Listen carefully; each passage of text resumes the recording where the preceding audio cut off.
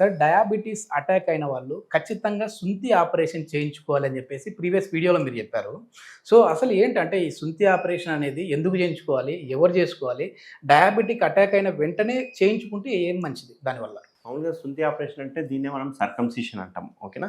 ఈ yes. Circumcision operation అంటే ఏంది అంటే, ఆ ముందరున్న తోలు తీయడాన్ని సర్కంసిషన్ సర్జరీ అంటాం. హ్మ్. ఈ ముందరున్న తోలు ఎలా తీస్తాము అనేది ఇంపార్టెంట్ ఇక్కడ.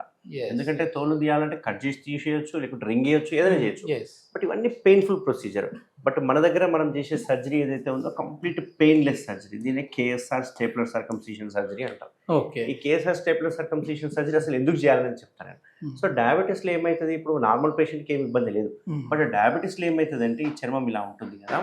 ఈ మూత్రం పోసినప్పుడు మూత్రంలో ఉన్న షుగర్స్ గానీ, లేకుంటే ఈ ఇన్‌ఫ్లమేషన్ ఏదైతే ఉందో ఇక్కడ అటాచ్ అయితూ ఉంటాయి.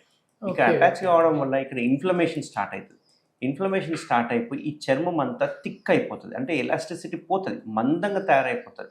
మందంగా తయారు కావడమే కాకుండా చూస్తే గనక కొంచెం రెడ్డిష్ వైట్ కలర్‌లో స్కిన్ కలర్ చేంజ్ కావడము, షైనీగా అనిపియడము, మనం గట్టిగా కొంచెం వెనక్కి అనడానికి ట్రై చేస్తే క్రాక్స్ ఫార్మ్ కావడము, అక్కడి నుంచి సెకండరీ ఇన్ఫెక్షన్ అయిపోయి తెల్లటి జిగురు లాంటి పదార్థం రావడము, ఇక్కడ మనకి స్మెగ్మా తయారవుతుంటే ఆ స్మెగ్మా అంతా బయటికి రావడం, ఇట్లాంటివన్నీ చూస్తుంటాం.